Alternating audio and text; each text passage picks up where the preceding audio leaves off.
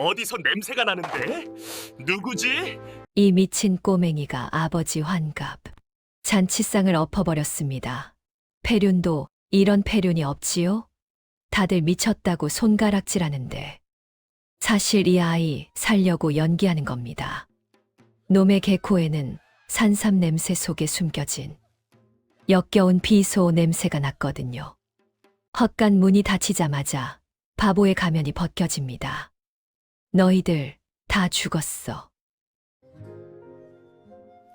안녕하세요. 익선 야담입니다. 구독과 좋아요 부탁드려요. 아이고, 이게 무슨 날벼락이야.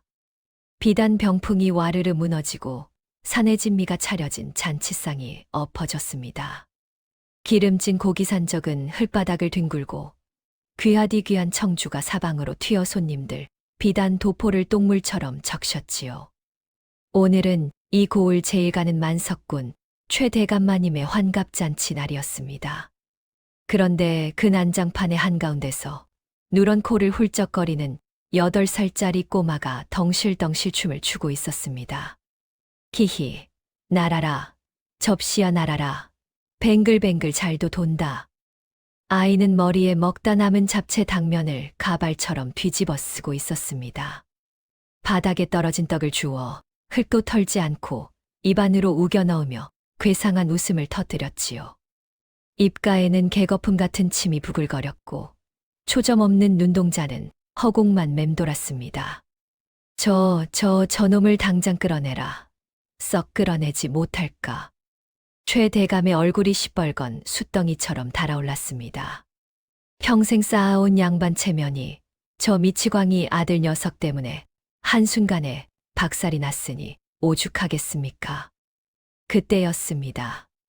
비단 치마 자락을 끌며 한 여인이 쓰러질 듯 달려와 아이를 감싸 안았습니다. 최 대감의 후처 이나의 새어머니인 장씨 부인이었지요. 대감, 고정하세요. 이나가 뭘 알고 그랬겠습니까? 그저 배가 고팠어. 아이고, 불쌍한 내 새끼. 장씨 부인은 달동 같은 눈물을 뚝뚝 흘리며 이나의 얼굴에 묻은 밥풀을 떼어주었습니다. 보는 사람마다 혀를 찼습니다. 전처 자식이 저리 폐악질을 부려도 걷어주니 날개 없는 천사가 따로 없다고 말이지요. 하지만 말입니다. 사람들은 보지 못했습니다. 이나를 끌어안은 장씨 부인의 고운 손톱이 아이의 팔뚝살을 피가 맺히도록 꽉 꼬집고 있다는 것을요. 살점이 뜯겨나갈 듯한 고통에도 이나는 비명 한 번 지르지 않았습니다. 그저 헤헤, 어머니, 밥 줘. 고기 줘. 하며 바보처럼 웃을 뿐이었지요. 장씨 부인은 사람들의 시선이 닿지 않는 각도에서 이나의 귀에 대고 뱀처럼 차가운 목소리로 속삭였습니다. 이 버러지 같은 놈. 감히 내 오라버니가 가져온 선물을 깨부숴. 오늘 밤엔 밥 대신 메타작이다. 알겠느냐? 그렇습니다. 아까 이나가 잔치상을 엎으면서 박살낸 것은 장씨 부인의 오라비인 장객주가 가져온 산삼 단지였습니다. 천년 묵은 산삼이라며 최 대감의 건강을 위해 가져왔다는 그 귀한 단지 말입니다. 하인들이 달려들어 이나를 짐짝처럼 들어 올렸습니다. 이나는 허공에 대고 발버둥을 치며 헛간으로 질질 끌려갔지요. 싫어, 싫어. 나 안 갈래. 히히, 고기 줘, 고기. 사람들은 모두 혀를 차며 고개를 돌렸습니다. 천하의 바보천치, 구제불능의 멍청이. 하지만 어두컴컴한 헛간에 내동댕이 쳐지고 육중한 나무 문이 닫히는 순간 바닥에 처박혀 있던 이나의 몸에서 소름 끼치는 변화가 일어났습니다. 조금 전까지 덜덜 떨리던 손끝이 딱 멈췄습니다. 초점 없이 풀려있던 눈동자에는 서슬퍼런 칼날 같은 총기가 순식간에 차올랐지요. 이나는 옷 소매로 입가에 묻은 침을 쓱 닦아내고는 문틈으로 새어들어오는 한 줄기 빛을 바라보며 나지막이 읊조렸습니다. 후, 하마터면 늦을 뻔했네. 이나의 코는 사냥개보다 예민했습니다. 아까 그 산삼 단지가 깨지면서 흘러나온 냄새. 장씨 부인의 오라비가 가져온 그 귀한 산삼 냄새에서 이나는 맡아버린 겁니다. 흙내와 인삼향 속에 교묘하게 숨겨져 있던 쇠붙이 맛이 나는 비릿한 냄새. 바로 비소였습니다. 그리고 그 단지를 감싸고 있던 보자기의 매듭 방식. 그것은 3년 전 이나의 친어머니가 돌아가실 때 머리맡에 놓여있던 탕야 그릇의 매듭과 똑같았습니다. 이나는 자신의 머리를 톡톡 두드렸습니다. 그의 머릿속에는 방금 본 잔치상의 풍경이 한 장의 그림처럼 박혀 있었습니다. 깨진 단지 조각의 개수 17개, 바닥에 쏟아진 국물의 퍼짐 정도, 그리고 당황하던 장객주에 흔들리던 동공과 자신을 쳐다보며 입꼬리를 살짝 올리던 장씨. 부인의 미세한 표정 변화까지. 모든 것이 완벽하게 저장되었습니다. 그래, 어디 한번 끝까지 해보자고. 내 밥그릇 뺏으려던 년놈들. 이나가씨 웃자 헛간 구석에 있던 쥐새끼 한 마리가 그 살기에 놀라 후다닥 도망쳤습니다. 다 기억하고 있으니까. 하나도 빠짐없이. 그날 밤이었습니다. 최 대감의 집 사랑채 뒤편에서 붉은 불길이 치솟아 오르기 시작했습니다. 누군가가 이나가 갇힌 헛간 문을 쇠사슬로 칭칭 감고 불을 지른 것입니다. 불이야, 불이야. 사람들의 비명소리 사이로 활활 타오르는 헛간 안에 갇힌 이나의 그림자가 일렁거렸습니다. 뜨거워, 살려줘. 엄마, 꼭이 줘. 활활 타오르는 헛간 안에서 이나의 비명소리가 처절하게 울려 퍼졌습니다. 바깥에 서 있던 하인들은 발만 동동 구르며 어쩔 줄을 몰랐지요. 마님, 문이 잠겼습니다. 쇠사슬이 꼼짝도 안 합니다요. 아이고, 도련님, 불쌍해서 어쩌나. 하지만 그 소란을 지켜보는 장씨 부인의 눈은 차갑게 가라앉아 있었습니다. 그녀는 비단 소매로 입을 가린 채 붉게 타오르는 불길을 보며 속으로 쾌재를 불렀지요. 그래, 더 크게 질러라. 그 비명이 내 장송국이 될 테니. 하지만 그 시각 헛간 안은 어땠을까요? 놀랍게도 밖에서 들리는 비명과 달리 헛간 안은 쥐 죽은 듯 고요했습니다. 조금 전까지 엄마를 부르짖던 이나는 차가운 흙바닥에 엎드려 코와 입을 젖은 집신으로 막고 있었습니다. 그의 눈동자는 불길보다 더 시뻘겋게 빛나고 있었지요. 머릿속에서 빠르게 계산이 돌아갑니다. 북서풍이다. 불길은 문 쪽으로 먼저 번진다. 뒤쪽 벽이 무너지는데 걸리는 시간은 약 반각, 즉 7, 8분. 이나는 헛간 구석 소여물통 밑을 힘껏 걷어찼습니다. 그러자 썩은 나무 판자가 투둑하고 뜯겨나가며 어른 주먹 2개가 겨우 들어갈 만한 좁은 개구멍이 드러났습니다. 사실 이나는 알고 있었습니다. 언젠가 계모가 자기를 죽일 거라는 걸 말이지요. 그래서 밤마다 바보 흉내를 내며 몰래 헛간 바닥을 파두었던 겁니다. 이 개구멍은 이나가 살기 위해 파놓은 생명줄이었습니다. 잘 있어라, 내 감옥아. 이나는 입고 있던 비단 저고리를 벗어 불길 속에 던져 넣었습니다. 마치 자신이 거기서 다 죽은 것처럼 보이게 하기 위함이었지요. 그리고는 뱀처럼 유연하게 몸을 비틀어 그 좁고 더러운 개구멍 속으로 미끄러져 들어갔습니다. 헛간 지붕이 무너져 내렸습니다. 밖에서 구경하던 사람들이 비명을 질렀습니다.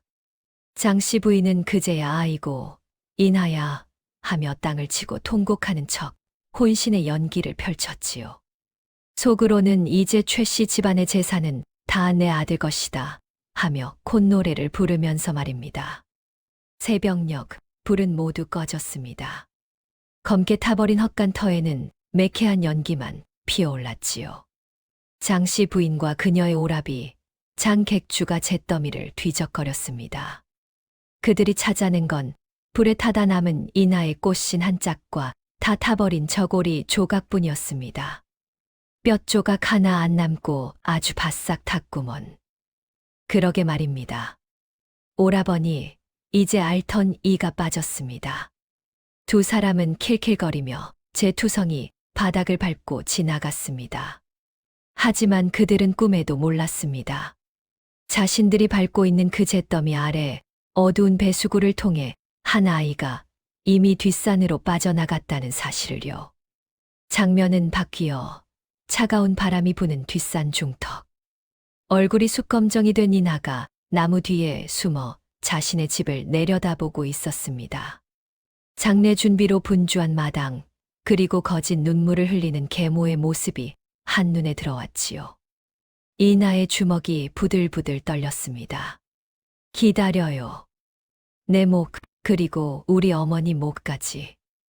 이나는 입술을 깨물어 피를 내며 맹세했습니다. 이자와 원금까지 쳐서 뼈와 살을 발라 받아낼 테니까. 하지만 복수의 다짐도 잠시 8살 아이가 홀로 견디기에 겨울사는 너무나 혹독했습니다. 살을 내는 추위와 배고픔이 이나를 덮쳤지요. 발은 얼어붙어 감각이 없고 눈앞이 흐릿해지기 시작했습니다. 안 돼. 여기서 죽으면 안 돼. 난 천재잖아. 난 살아야 해. 이나는 비틀거리며 산길을 걷다 그만 낭떠러지 끝에서 발을 헛디디고 말았습니다. 으악. 가파른 비탈길을 굴러떨어진 이나는 눈 덮인 골짜기 바닥에 처박혔습니다. 온몸이 부서질 듯 아팠습니다.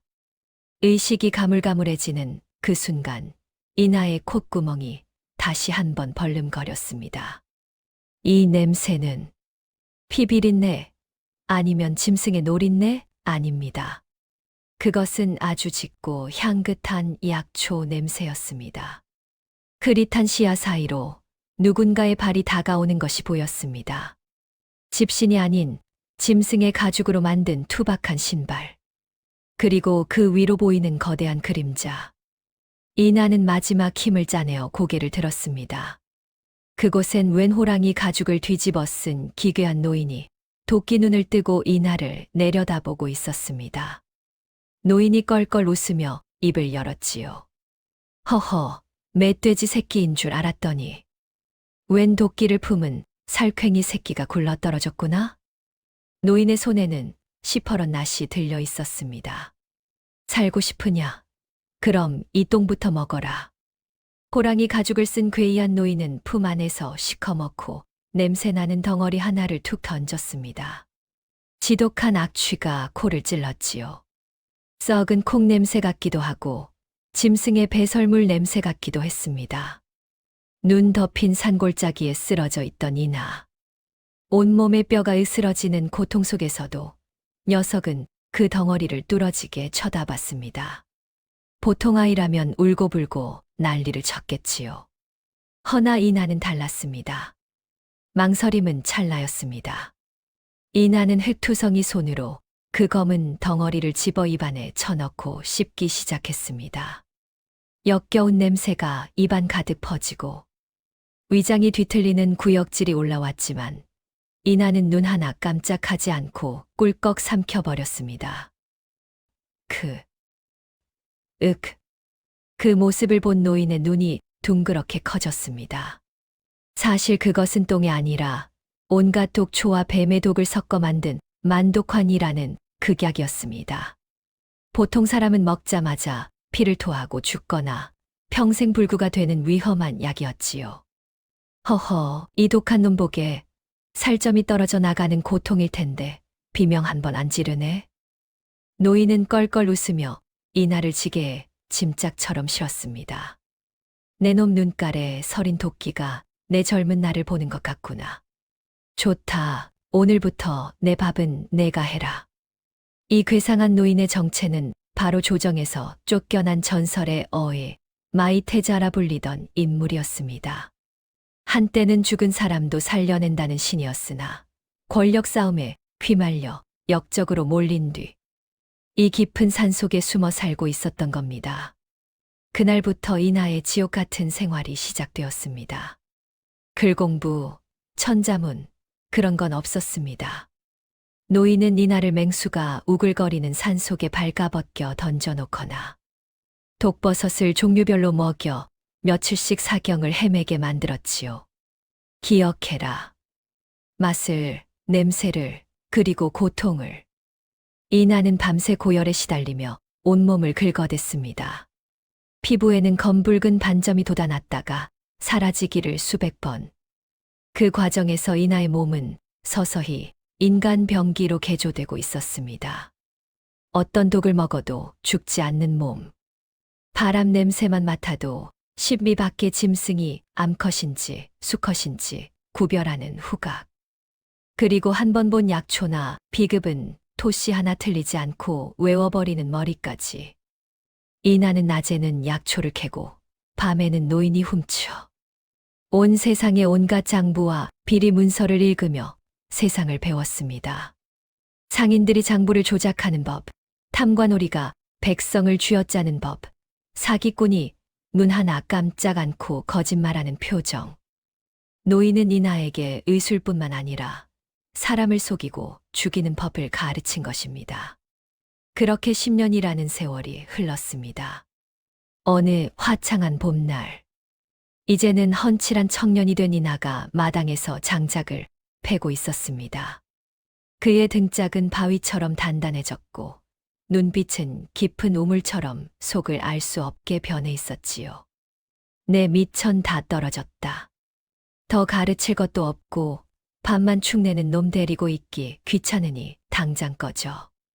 무뚝뚝한 말투였지만 이나는 알 수 있었습니다. 노인의 목소리가 미세하게 떨리고 있다는 것을요. 이나는 하던 도끼질을 멈추고 말없이 노인 앞에 엎드려 큰 절을 올렸습니다. 스승님, 다녀오겠습니다. 가서 다 죽여버리고 와라. 어설프게 살려두면 내가 당한다. 노인은 끝까지 뒤도 돌아보지 않고 곰방대 연기만 뻑뻑 뿜어댔지요. 이나는 보찜 하나 달랑 메고 산을 내려왔습니다. 10년 만에 밟는 세상 땅. 저작거리는 여전히 시끄럽고 활기찼습니다. 그리고 이나의 발걸음이 멈춘 곳은 고래등 같은 기와집 앞이었습니다. 대문 위에는 최대감댁이라는 현판이 으리으리하게 걸려 있었지요. 그런데 분위기가 이상했습니다. 대문 앞에는 하인을 구함이라는 방이 붙어 있었고 집 안에서는 누군가의 고함 소리가 들려왔습니다. 이 멍청한 것들, 장부 계산 하나 제대로 못해. 쌀이 500석이나 비잖아. 그 날카로운 목소리. 10년이 지나도 잊을 수 없는 뼈에 사무치는 그 목소리. 바로 계모 장씨 부인이었습니다. 이나는 삿갓을 깊게 눌러쓰고 입꼬리를 살짝 올렸습니다. 그의 콧구멍이 벌름거리며 집 안의 냄새를 맡았습니다. 향긋한 비단 냄새, 기름진 고기 냄새. 그리고 그 밑에 깔린 아주 썩어 문드러진 탐욕의 악취. 이나는 방을 뜯어내 손에 쥐고는 뚜벅뚜벅 대문 안으로 걸어 들어갔습니다. 대문지기가 막아섰지요. 걔 누구요? 함부로 들어오면 뼈도 못 추혀. 이나가 고개를 천천히 들었습니다. 삿갓 아래로 드러난 서늘한 눈매가 대문지기를 꿰뚫었습니다. 그리고 아주 낮고 매력적인 목소리로 속삭였지요. 새로 온 집사입니다. 샘 하나는 기가 막히게 잘하지요. 자, 드디어 늑대가 양의 탈을 쓰고 소굴로 들어갑니다. 에이그, 이 밥버러지 같은 것들. 쌀가마니 숫자가 또 안 맞지 않느냐. 최대감댁 안방마님, 아니 이제는 실세가 된 장씨 부인의 목소리가 담장을 넘어 쩌렁쩌렁 울렸습니다. 10년 세월이 흘렀지만 그녀의 도끼는 더하면 더했지 덜하지 않았지요. 얼굴에는 심술보가 덕지덕지 붙었고 비단 옷은 사치스럽게 휘감고 있었습니다. 마루 밑에는 집사가 머리를 땅에 박고 벌벌 떨고 있었지요. 마님. 분명 창고지기가 세었을 때는 맞았는데. 시끄럽다. 내 놈들이 짜고 빼돌린 게 분명해. 당장 이놈을 매우 쳐라. 그때였습니다. 실례합니다만 마당 한 구석에서 웬 삿갓 청년 하나가 쭈뼛쭈뼛 걸어 나왔습니다. 허름한 삼배옷에 집신을 신은 영락없는 촌놈 행색이었지요. 바로 이나였습니다. 장씨 부인이 눈을 치켜떴습니다. 넌 뭐냐? 감히 여기가 어디라고 기어들어와. 이나는 삿갓을 살짝 들어 올리며 세상 순박한 눈웃음을 지어 보였습니다. 일부러 어깨를 구부정하게 하고 말투도 어눌하게 꾸며댔지요. 소위는 복수라고 합니다. 복자의 목숨 수자 써서 복수지요. 집사 구한다는 방을 보고 왔는디요. 복수, 이름 한 번 촌스럽구나. 내 놈이 그를 아느냐? 셈을 할 줄 알아? 장씨 부인은 코웃음을 치며 먹다 남은 과일 껍질을 이나 발치에 되뱉었습니다. 이나는 넙죽 허리를 숙이며 대답했습니다. 글은 까막눈입니다. 헌데 돈 냄새 하나는 기가 막히게 맞지요. 제가 노름판에서 잔심부름을 좀 했거든요. 뭐? 노름판. 장씨 부인이 기가 막혀 할 때 이나가 마루 위에 펼쳐진 장부를 곁눈질로 힐끗 보았습니다. 순간 이나의 동공이 미세하게 흔들렸습니다. 쌀 300서, 비단 50필. 입고된 날짜와 장부 기록 날짜가 사흘 차이 난다.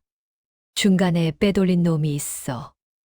이나의 머릿속에서 숫자들이 춤을 추며 제자리를 찾아갔습니다. 단 3초. 계산은 끝났습니다. 이나는 바닥에 떨어진 나뭇가지 하나를 주워 들더니 흙바닥에 쓱쓱 숫자를 적기 시작했습니다. 마님, 저기. 제가 주제 넘지만요. 여기 장부를 보니까니 저번 달에 들어온 쌀이 300석이 아니라 280석이어야 맞는디요? 운반비 떼고. 관아에 바친 세금 떼면 딱 20석이 깁니다요. 뭐라? 장씨 부인이 눈을 동그랗게 뜨고 주판을 다시 튕겨보았습니다. 잠시 후 그녀의 입이 떡 벌어졌습니다. 아니, 이놈 말이 맞네? 정확히 20석이 비어. 장씨 부인의 매서운 눈초리가 바들바들 떨고 있는 기존 집사에게 꽂혔습니다. 집사의 얼굴이 사색이 되었지요. 네 이놈, 감히 내 돈을 떼먹어. 집사가 끌려나가고 마당에는 비명소리가 울려 퍼졌습니다. 이나는 그 끔찍한 광경을 보면서도 표정 하나 바꾸지 않고 바보처럼 헤헤 마님 대단하십니다 하며 박수를 쳤습니다. 하지만 삿갓 아래 감춰진 그의 눈은 차갑게 빛나고 있었지요. 그래, 서로 물고 뜯어라. 내 손 안 대고 피 보는 게 제일 재미있지. 장씨 부인은 이나를 다시 보게 되었습니다. 그는 모르는 무식한 놈 같지만 샘 하나는 귀신 같고 무엇보다 돈에 환장한 눈빛이 마음에 들었거든요. 자신의 탐욕을 채워줄 훌륭한 사냥개가 굴러들어왔다고 생각한 겁니다. 좋다. 복수라고 했느냐? 오늘부터 내가 내 안살림을 맡아라. 대신 수작 부리면 내 놈목은 바로 날아갈 줄 알아라. 아이고 성은이 만극합니다. 마님 발가락에 때가 되어 열심히 모시겠구먼유. 이나는 넙죽 큰 절을 올렸습니다. 그렇게 이나는 10년 만에 자신이 태어나고 자랐던 그리고 죽을 뻔했던 그 집으로 다시 들어오게 되었습니다. 야, 신입. 내 말 안 들려? 술 사오라니까. 최기영은 비틀거리는 몸을 문틀에 기대며 이나를 노려보았습니다.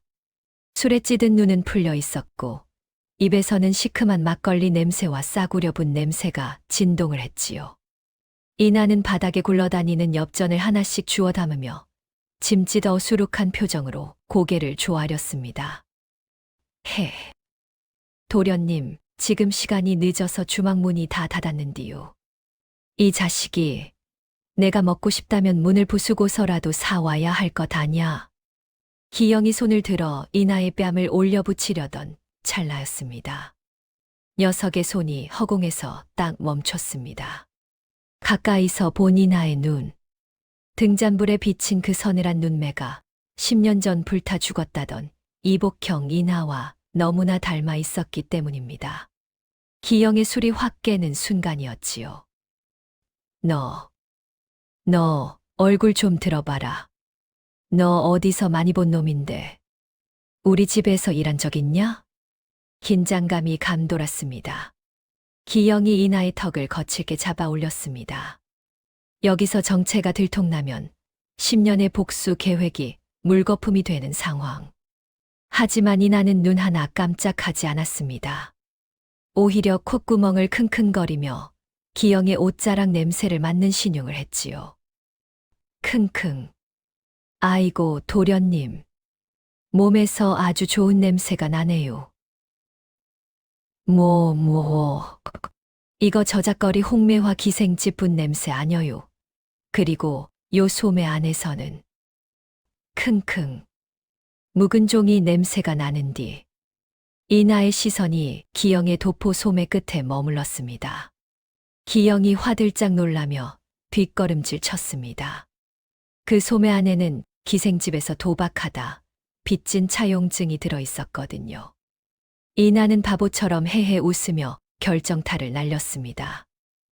저기, 아까 마님께서 도련님 찾으시던디 장부 검사하신다고.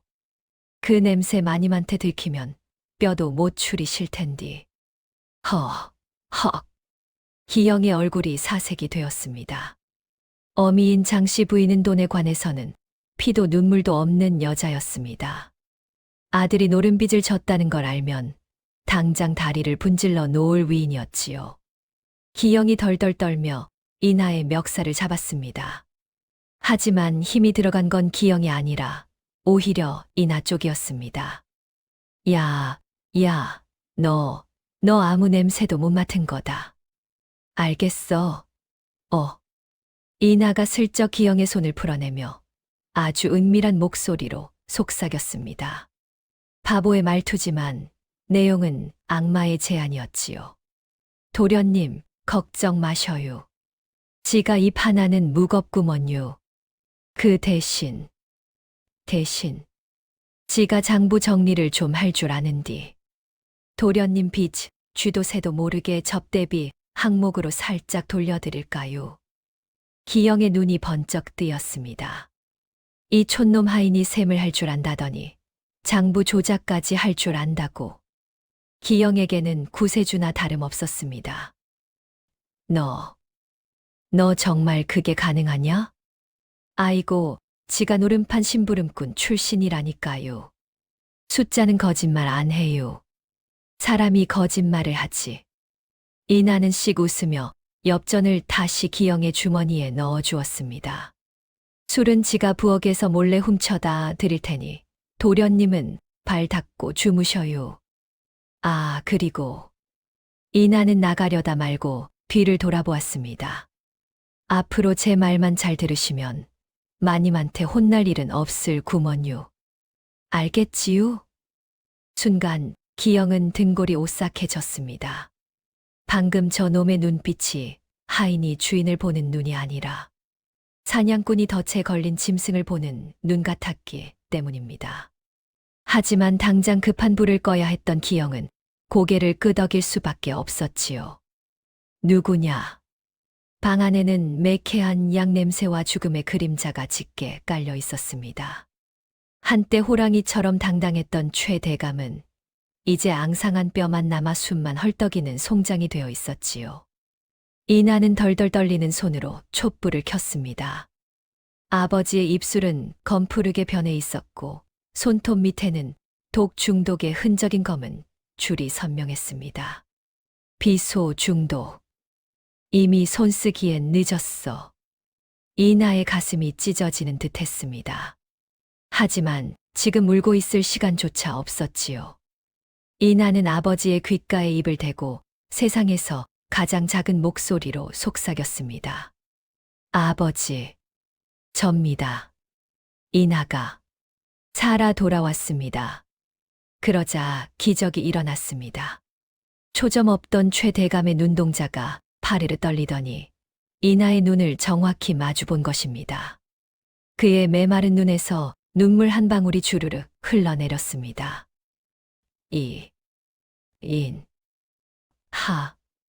최 대감이 떨리는 손을 들어 이나의 뺨을 만지려던 찰나. 대감, 정신 좀 차려보세요. 대감. 장씨 부인이었습니다. 그녀는 비단 치마를 휘날리며 들어와 다짜고짜 최 대감의 멱살을 잡고 흔들어댔습니다. 뒤따라 들어온 기영은 술이 덜 깬 채 멀뚱히 서 있었지요. 이 양반이 갈 때가 되니 노망이 났나. 여보, 도장 어디다 뒀어? 장씨 부인의 손에는 미리 써온 유언장이 들려 있었습니다. 그녀는 죽어가는 남편을 걱정하는 게 아니라 오로지 도장을 찍는 것에만 혈안이 되어 있었습니다. 복수야, 너 뭐 하고 있어? 빨리 도장 찾아. 서랍이고 뭐고 다 뒤져. 장씨 부인의 고함에 이나는 짐짓당황한 척하며 방 안을 뒤지는 신용을 했습니다. 하지만 이나의 눈은 정확히 벽에 걸린 족자 뒤를 향하고 있었지요. 미세하게 나는 인주 냄새. 아버지는 마지막 힘을 다해 도장을 저곳에 숨겨두셨던 겁니다. 이나는 슬쩍 족자 뒤로 손을 뻗었습니다. 그리고 소매 안에서 미리 준비한 물건을 꺼내 진짜 도장과 순식간에 바꿔치기 했습니다. 마님, 여기 있네요. 족자 뒤에 숨겨두셨구먼요. 오, 그래, 이리 내놔, 빨리. 장씨 부인은 이나가 건넨 도장을 낚아채듯 받아들었습니다. 그리고 최 대감의 손을 억지로 잡아 유언장 위에 꾹 눌렀지요. 선명하게 찍힌 붉은 인장. 그것을 확인한 장씨 부인은 광기 어린 웃음을 터뜨렸습니다. 하하하, 됐어. 이제 다 끝났어. 이 집도 논밭도 다 우리 거야. 기영아, 보았느냐? 이제 내가 주인이다. 그 소란 속에서 최 대감의 고개가 힘없이 툭 떨어졌습니다. 마지막까지 이나를 바라보던 눈이 서서히 감겼지요. 이나는 주먹을 꽉 쥐어 손톱이 살을 파고들었지만 겉으로는 바보처럼 박수를 쳤습니다. 와, 마님 축하드려요. 도련님 만세. 장씨 부인은 춤이라도 출듯이 유언장을 품에 안고 방을 나갔습니다. 기영도 킬킬대며 그 뒤를 따랐지요. 텅 빈 방. 싸늘하게 식어가는 아버지의 시신 앞에 홀로 남은 이나. 그제야 이나는 참았던 눈물을 쏟아내며 바닥에 엎드려 오열했습니다. 아버지, 조금만 기다리세요. 이나는 품속에서 진짜 도장을 꺼내 들었습니다. 방금 장씨 부인이 찍은 도장은 이나가 며칠 전 감자를 깎아 만든 가짜 도장이었습니다. 겉보기엔 똑같지만 최자의 획 하나가 교묘하게 빠져 있어 법적으로 아무 효력이 없는 물건이었지요. 저들이 찍은 건 유언장이 아니라 지옥행 티켓이니까요. 저게 누구야? 죽은 이나 도령 아니야? 아니, 귀신이 곡하러 왔나. 하얀 소복을 입고 나타난 이나의 모습에 문상객들은 혼비백산하여 뒤로 물러났습니다. 하지만 단 한 사람, 장씨 부인만은 독사 같은 눈을 부라리며 소리쳤지요. 이 미친놈, 어디서 남의 제사에 감놔라. 배놔라야. 내 아들이 나는 10년 전에 불타 죽었다. 어디서 굴러먹던 사기꾼 놈이. 장씨 부인은 삿대질을 하며 포졸들에게 눈짓을 했습니다. 당장 저놈을 끌어내라는 신호였지요. 하지만 이나는 꿈쩍도 하지 않았습니다.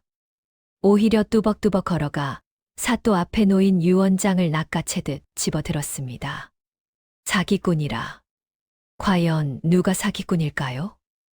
이나는 유언장에 찍힌 붉은 도장 자국을 손가락으로 가리켰습니다. 사또 나으리, 이 도장을 자세히 보십시오. 최자의 아래 획이 하나 빠져 있지 않습니까? 뭐라. 사또가 눈을 비비고 유언장을 코앞에 들이댔습니다. 모두가 숨죽인 그 순간. 정말이구나. 산 모양 획이 하나 없어. 좌중이 술렁거렸습니다. 장씨 부인의 얼굴이 흙빛으로 변했습니다. 분명 이나가 찾아준 도장을 찍었는데 그게 가짜였다니. 이나가 서늘한 미소를 지으며 장씨 부인을 내려다보았습니다. 그건 제가 감자를 깎아 만든 가짜 도장이니까요. 진짜 도장은 여기 있습니다. 이나가 품에서 진짜 옥도장을 꺼내 탁자 위에 내려놓았습니다. 가짜와 진짜가 나란히 놓이자 명백한 위조임이 드러났습니다. 이 천하의 몹쓸 놈. 장씨 부인은 바들바들 떨며 뒷걸음질 쳤습니다. 하지만 그녀는 보통 내기가 아니었지요. 이내 표정을 싹 바꾸더니 억울하다는 듯 땅을 치며 통곡을 시작했습니다. 아이고, 대감, 저놈이 재산을 탐내어 유언장을 조작하려 합니다. 제가 찍을 땐 분명 진짜였습니다. 저놈이 바꿔치기 한 겁니다. 역시나 끝까지 오리발을 내미는군요. 옆에 있던 아들 기영도 거들었습니다.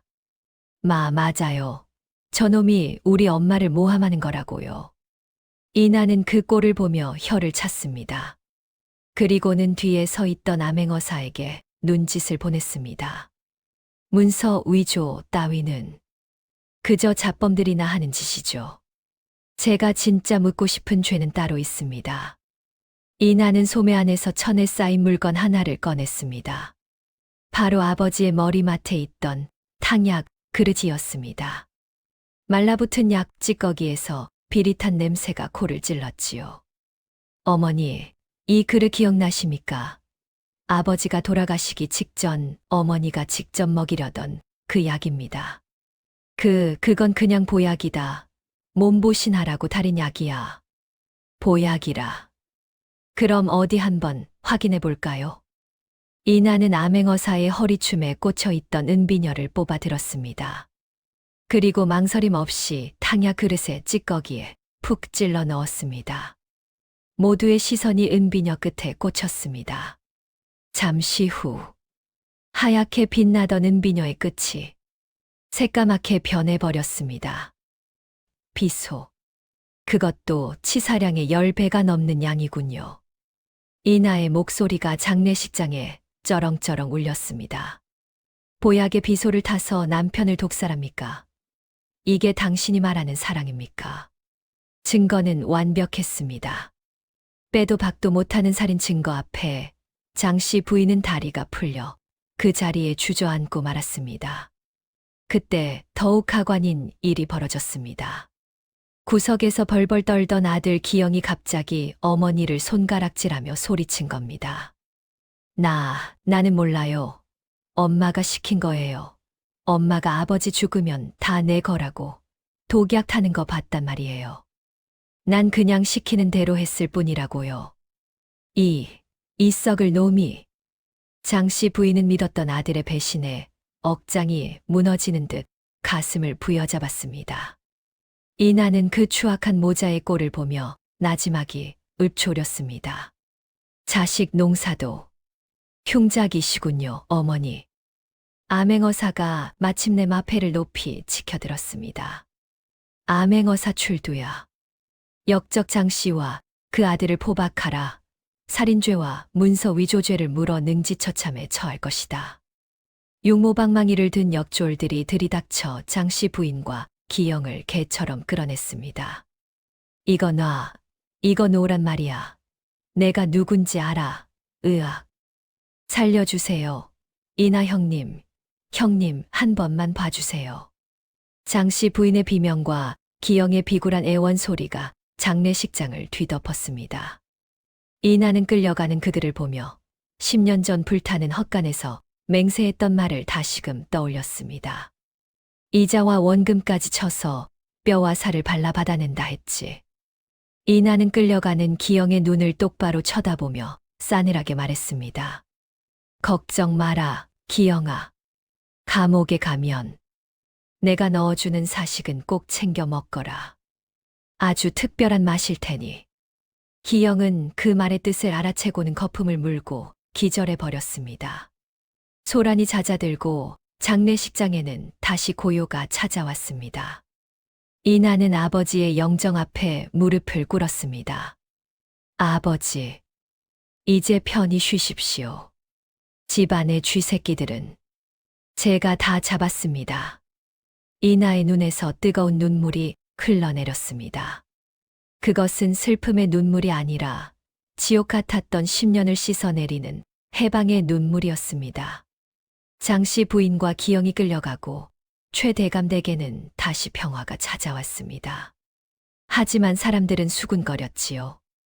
그 독한 놈이 주인이 되었으니 이제 소장료를 더 쥐어짜겠구먼. 하지만 이나의 행보는 사람들의 예상을 보란듯이 빗나갔습니다. 자, 줄을 서시오. 쌀 썩어 나가기 전에 다 가져가시오. 이나는 집안의 곳간을 활짝 열어젖혔습니다. 장씨 부인이 탐욕스럽게 모아둔 쌀가마니와 비단을 고을의 가난한 백성들에게 모조리 나눠주기 시작한 겁니다. 어르신, 이거 가져가서 죽 써 드세요. 아지매, 이건 애기 옷에 입히고. 이나는 비단옷 대신 다시 허름한 삼배옷을 걸치고 땀을 뻘뻘 흘리며 짐을 날랐습니다. 사람들이 대감마님, 왜 이러십니까? 하고 물으면 이나는 예전에 그 바보 같은 웃음을 지으며 대답했지요. 해. 똥오줌 못 가리는 개똥이가 돈이 뭐 필요하것슈. 난 그냥 밥 새끼면 좋게요. 그렇습니다. 이나는 복수를 위해 칼을 갈았지만 괴물이 되지는 않았습니다. 그는 썩은 재산을 털어 사람들의 눈물을 닦아주는 활인의 길을 택한 것입니다. 모든 정리가 끝난 어느 날, 이나는 보찜 하나를 달랑 메고 다시 산으로 향했습니다. 10년 동안 자신을 키워준 괴짜 스승 마이태자를 만나러 가는 길이었지요. 산 중터 오두막. 노인은 여전히 평상에 누워 곰방대를 빨고 있었습니다. 이나가 들어오는 기척을 느꼈으면서도 노인은 눈도 뜨지 않고 퉁명스럽게 내뱉었습니다. 피비린내 풍기며 뭐 하러 기어왔느냐? 다 죽이고 왔어. 이나는 보찜을 내려놓고 노인 옆에 걸터 앉았습니다. 그리고 품에서 꼬깃꼬깃한 봉투 하나를 꺼내 노인의 손에 쥐어주었지요. 그 안에는 이나가 챙겨온 전 재산의 일부가 들어 있었습니다. 스승님, 약속대로 놈들을 지옥으로 보내긴 했습니다만 제 손에 피는 안 묻혔습니다. 법이 알아서 목을 쳐주더군요. 흥, 물러터진 놈. 노인은 콧방귀를 뀌었지만 입가에는 슬며시 미소가 번졌습니다. 이나가 말을 이었습니다. 그리고 이제 독은 그만 만지렵니다. 사람 죽이는 독 말고 사람 살리는 약을 쓰고 싶습니다. 스승님처럼요. 노인이 그제야 눈을 번쩍 떴습니다. 제자의 눈빛은 더 이상 복수심에 불타는 늑대의 눈이 아니었습니다. 깊고 맑은 진정한 의원의 눈이었지요. 허허, 똥이나 퍼먹던 놈이 제법 컸구나. 노인은 곰방대를 털며 호탕하게 웃었습니다. 그날 밤 사제지간은 독초 대신 향긋한 약수를 나눠 마시며 밤새도록 회포를 풀었습니다. 세월이 흘러 10년 뒤 조선 팔도에 바보 의원이라는 명의가 소문이 자자했습니다.